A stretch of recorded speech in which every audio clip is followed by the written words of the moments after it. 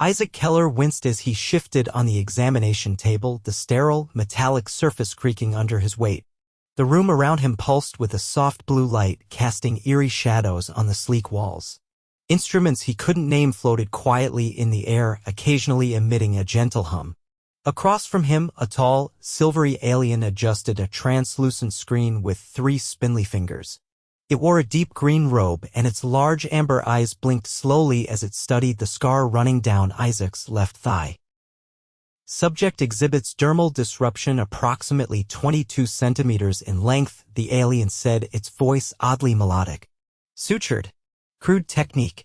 Isaac frowned. Hey, crude or not, it worked. We call it an old battle mark. The alien, who had introduced himself or itself as Dr. Kesh, tilted his head. Battle mark. Yeah, Isaac said, leaning back gingerly. Got it in an accident back home. Metal shard tore through my leg. Took 20 stitches to close it up. Kesh's hands fluttered over the floating screen. Stitches. Archaic mechanical closure of tissue.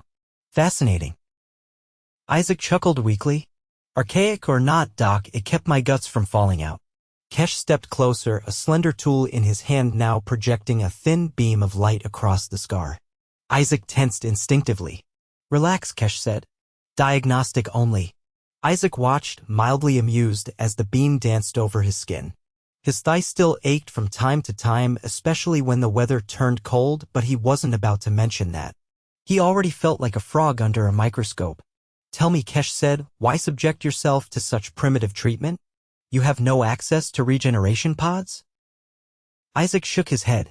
We don't have those. Nearest thing we got is hospitals, and even then, it's a lot of stitching, wrapping, and patience. Kesh's eyes widened slightly. Patience? Yeah, Isaac said. Takes weeks. Sometimes months to heal up fully. Kesh leaned back, visibly stunned. Weeks. Without accelerated cellular repair. Isaac grinned despite his discomfort. Tough species, huh? Kesh didn't answer immediately.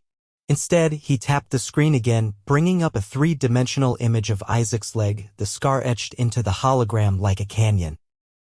Kesh studied it in silence. Suddenly, the door hissed open. Another alien entered, shorter and stockier, with a thick carapace that looked almost like armor. His name was Dr. Vesh, another medical specialist. Kesh gestured toward Isaac. Observe. This human survived significant tissue trauma without advanced intervention. Vesh approached, his heavy footsteps echoing slightly.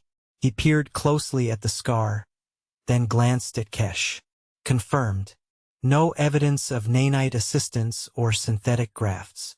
Isaac shifted uncomfortably. Is this gonna be on the test? Vesh turned to him. Explain. You were injured in battle? Not exactly, Isaac said. It was a scrapyard accident. Sharp piece of rebar jabbed into my leg when I fell. Vesh nodded solemnly as if Isaac had just recounted a daring war story. You speak of it with levity, Kesh said, tilting his head again. Yet the injury could have been fatal. Isaac shrugged carefully. What can you do?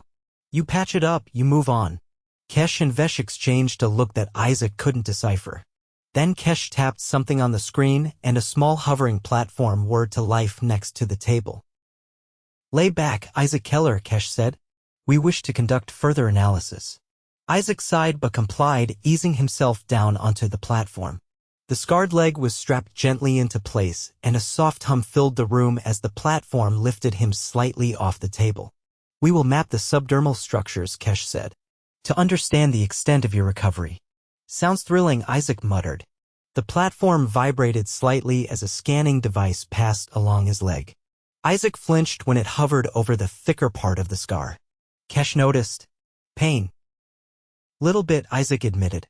Scar tissue's sensitive. Vesh made several notes on a floating pad. Scar tissue. Fibrous connective tissue replacing normal structure after injury. Exactly, Isaac said. Not as stretchy or strong as the original. Kesh's brow furrowed. Your species willingly accepts inferior tissue replacement rather than pursue complete restoration? Isaac smiled weakly. It's not like we have a choice. The skin finished with a soft beep. Kesh reviewed the data, his expression unreadable. Remarkable, he said finally. Despite primitive treatment, integrity of the limb is 83% of pre-injury function. I'll take that as a compliment, Isaac said. Kesh turned back toward him.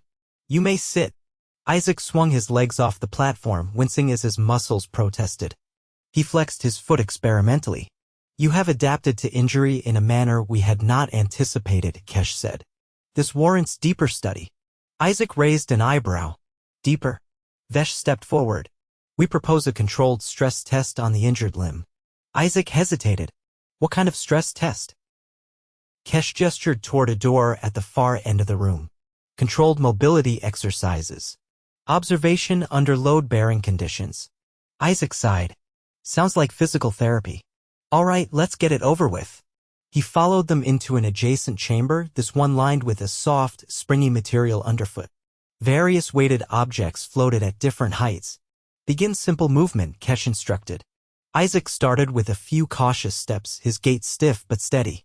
Kesh and Vesh observed closely, making notes as he moved. Increase pace, Vesh said. Isaac picked up speed, jogging around the perimeter of the room. His leg throbbed, but he pushed through it. Now, Kesh said, lift weighted object. A small sphere floated toward Isaac.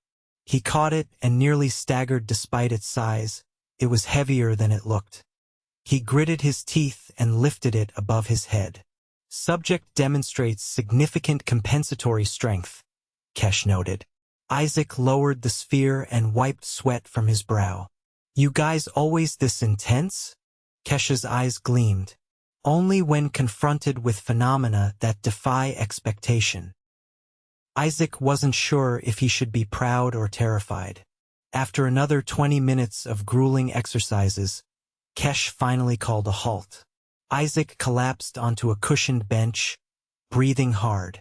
You have performed admirably, Kesh said. We must now allow for recovery.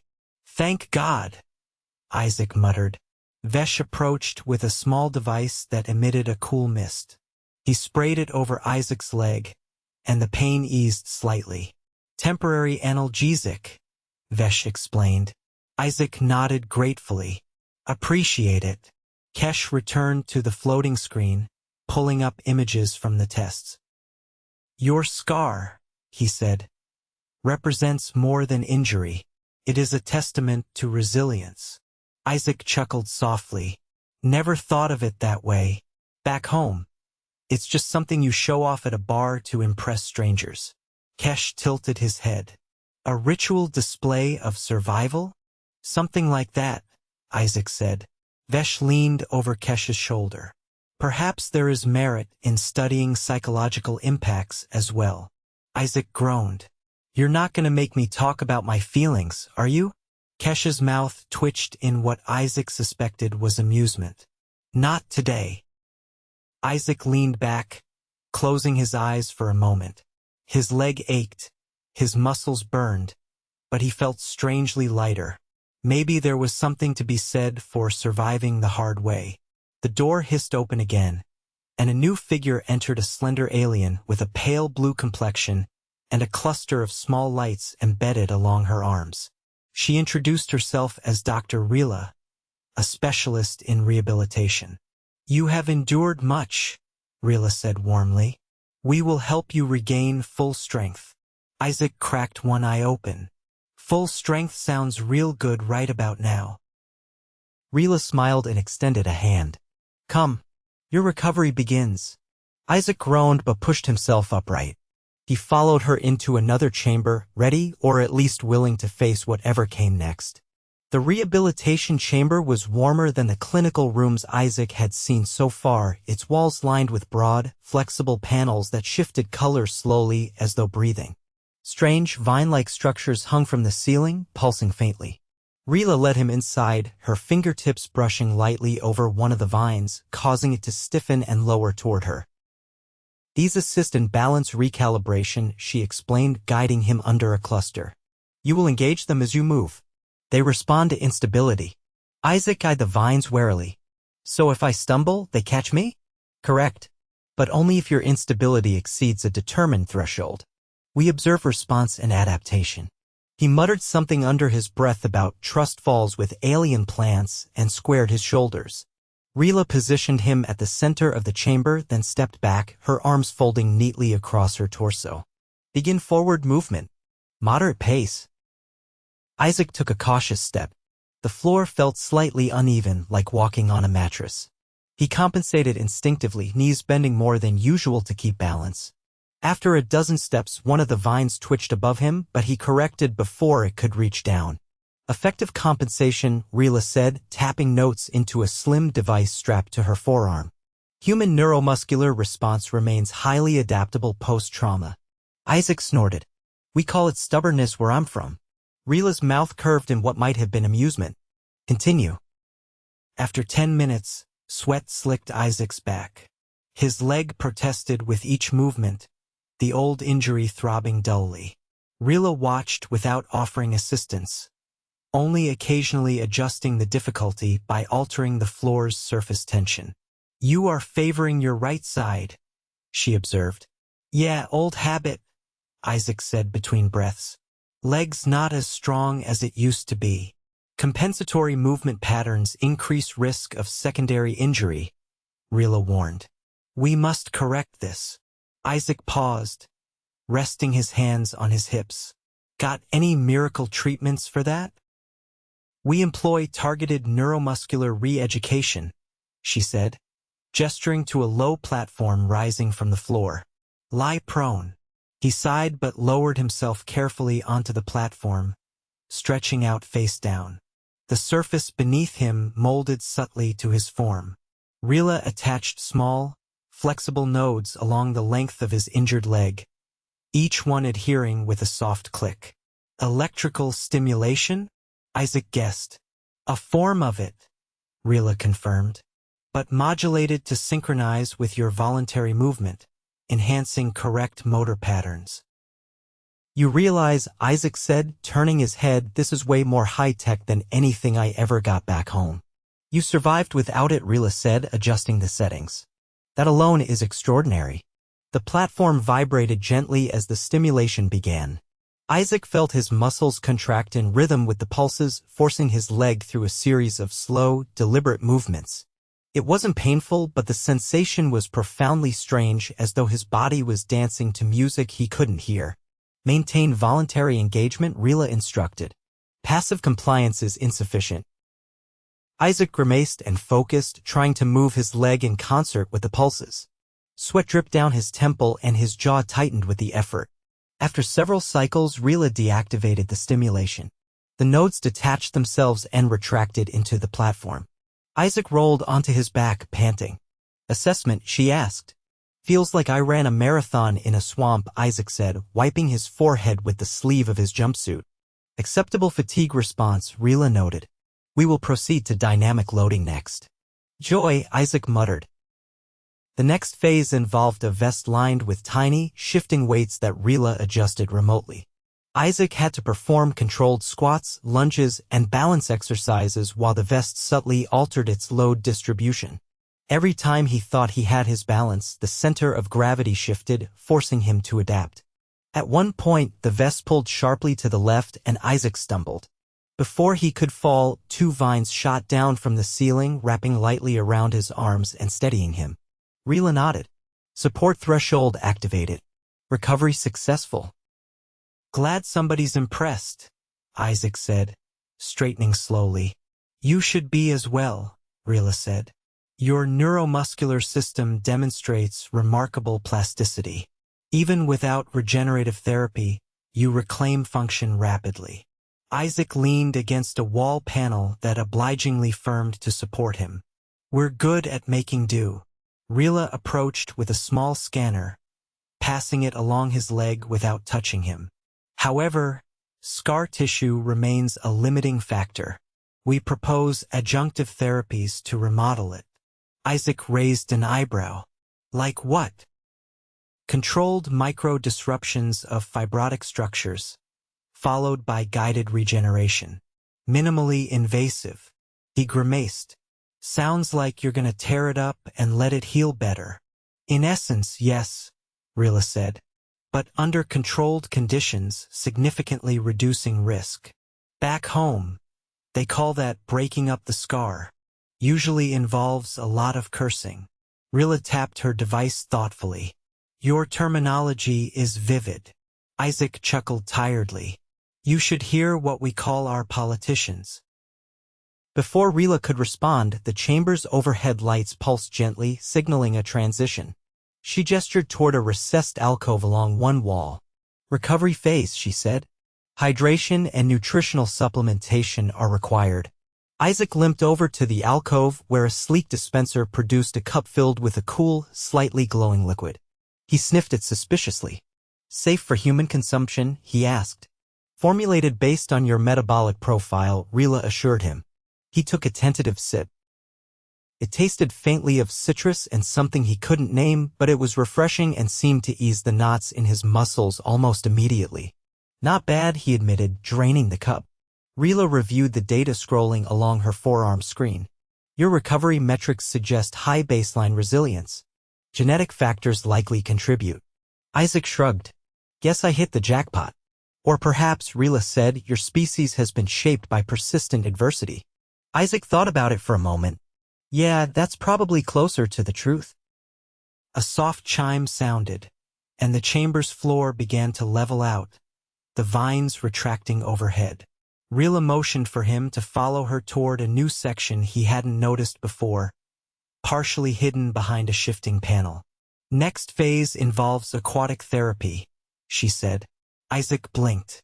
You've got to be kidding me.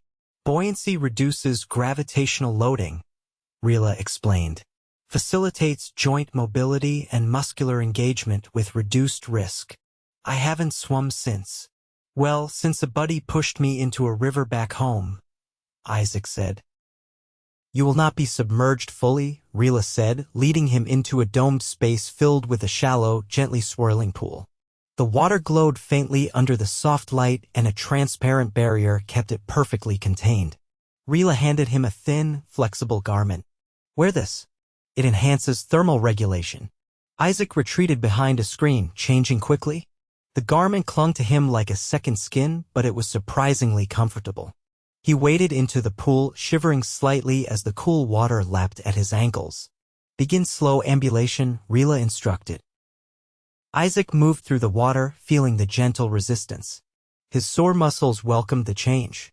As he walked, Rilla adjusted the current, creating subtle shifts that forced him to stabilize with each step.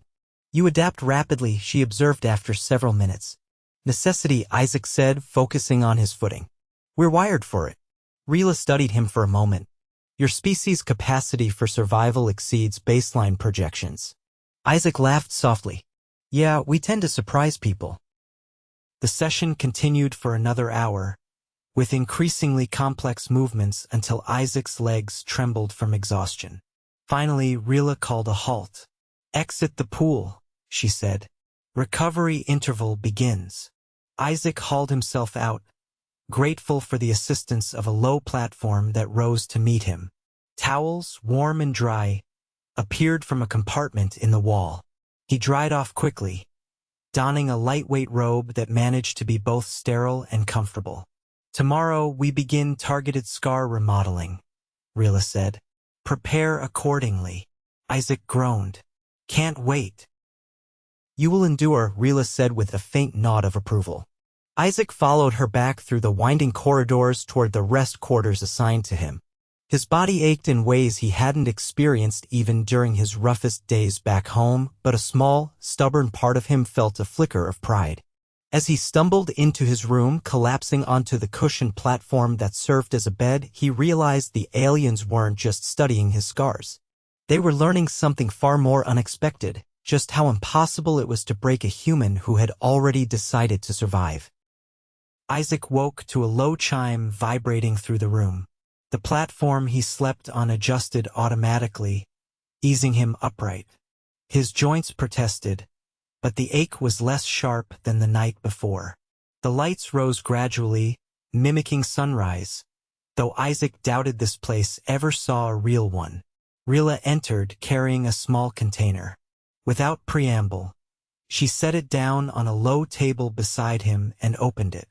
Inside were several thin, flexible bands and a small, gleaming tool that resembled a scalpel but lacked any visible blade. "We will commence scar remodeling," she said. "You are adequately recovered for the procedure." Isaac swung his legs over the edge of the bed, eyeing the equipment warily. "You sure about that? I still feel like I got hit by a freight train. Residual fatigue is within acceptable parameters." She handed him a soft garment, different from the previous one, reinforced along the seams. "Wear this for protection." Isaac changed quickly behind a privacy panel, the garment fitting snugly without restricting movement. It felt heavier than it looked, as though it was layered with something dense but flexible. Rila gestured for him to sit on a padded chair that extended from the wall like a living thing. As he settled in, the chair molded itself around him, supporting his injured leg at a slight elevation. She picked up the bladeless tool and brushed it lightly along the scar. Isaac flinched reflexively but felt nothing. "Preliminary mapping complete," Rila said. She attached one of the flexible bands above the scar and another below it. They tightened slightly, constricting the area. "What exactly are those going to do?" Isaac asked, craning his neck to see. "Stabilize surrounding tissue and monitor vascular responses in real time," she said. "The remodeling will be localized." He nodded slowly. "All right, hit me." Rila activated the tool. A faint vibration traveled down his leg, and Isaac felt a strange tingling deep within the scar tissue, as if microscopic bubbles were popping beneath his skin. "Microdisruption is underway," she said. "Inform me immediately if you experience sharp pain." Isaac clenched his fists, but the sensation stayed manageable, more discomfort than pain. It was oddly hypnotic, like tiny hands kneading the old wound from the inside out. After several minutes, Rila paused, examining the readings on her device. "Initial phase successful. Now we stimulate regenerative alignment." She produced a second instrument, a slender wand that emitted a low-frequency hum. As she passed it over his scar, Isaac felt the tissue warm, a comforting contrast to the earlier tingling. "So, what's actually happening in there?" he asked, keeping his voice steady. "Realignment of collagen fibers within the scar matrix," Rila said. "Facilitating restoration of elasticity and strength." Isaac whistled softly. "Wish we had something like that back home. Would have saved a lot of ugly knees." Rila adjusted the wand's frequency. "Your body's initial response was remarkable despite lacking such interventions." "Yeah, well, necessity and duct tape get you pretty far where I'm from." She tilted her head slightly. "Duct tape? Universal fix-all," Isaac said with a grin. "Holds spacecraft panels, car bumpers, and sometimes body parts together long enough to get to a hospital." Rila considered this for a moment. "Primitive yet effective. A recurring theme." Isaac chuckled, then tensed as a sharper pulse traveled through his leg. Rila immediately adjusted the settings and the discomfort ebbed. "Response noted," she said. "We proceed to reinforcement phase." She removed the bands and replaced them with a single, broader wrap that adhered directly to his skin. It emitted a soft pulse, almost like a second heartbeat. "This will remain for 6 hours," Rila said. "You must limit strenuous activity." Isaac flexed his foot carefully. The leg felt strangely lighter, as if the old injury had loosened its grip on his movements. "Feels different already," he said. "Neurological feedback pathways recalibrate rapidly," Rila said. She packed away the instruments with efficient movements, then handed him a small, palm-sized device. "This will monitor your progress," she said. "Should anomalies occur, it will alert us." Isaac examined it. It resembled a flattened stone, cool to the touch, pulsing faintly in sync with his heartbeat. "Got it," he said, slipping it into a pocket on his garment. Rila gestured toward the door. "You may return to the communal area. Moderate movement is encouraged." Isaac followed her out, his steps lighter than they'd been since his arrival. The corridors curved gently, the walls alive with subtle patterns that shifted as they walked. In the communal area, a few other humans sat or moved about slowly, each under the watchful gaze of different alien specialists. Isaac spotted a familiar face, a wiry man named Curtis attempting to balance on a floating disc under a short, squat alien supervision. Curtis caught Isaac's eye and gave a brief nod before wobbling dangerously and nearly falling. The squat alien caught him effortlessly with a ripple of its many arms. Isaac chuckled and found an open seat near the center of the space. He stretched his leg out carefully, observing how the tension felt different, more elastic. Rila remained nearby, speaking softly with another alien whose skin shimmered like oil on water. Isaac caught fragments of their conversation, terms like unexpected regenerative markers and behavioral resilience patterns floated over. He leaned back, letting the ambient hum of the place wash over him. For the first time since he'd arrived, he didn't feel like a curiosity under glass. He felt like part of something larger, a study, sure, but also a kind of strange, unspoken respect. Hours passed. The chamber's lighting shifted subtly to indicate the passing of time, and several meals came and went, nutrient-rich, bland but satisfying. When Rila returned, she carried a small scanner and knelt beside him. "Time to evaluate," she said. Isaac extended his leg. The wrap retracted itself with a soft hiss, dissolving into thin air. Rila passed the scanner over his skin, her expression unreadable. "Scar tissue remodeled successfully," she said after a moment. "Structural integrity improved by 24%. Isaac grinned. "Not bad for a day's work." "You contributed significantly," Rila said. "Compliance and adaptability are critical factors." He shrugged. "We're used to adapting. Sometimes on the fly." Rila stood, her expression thoughtful.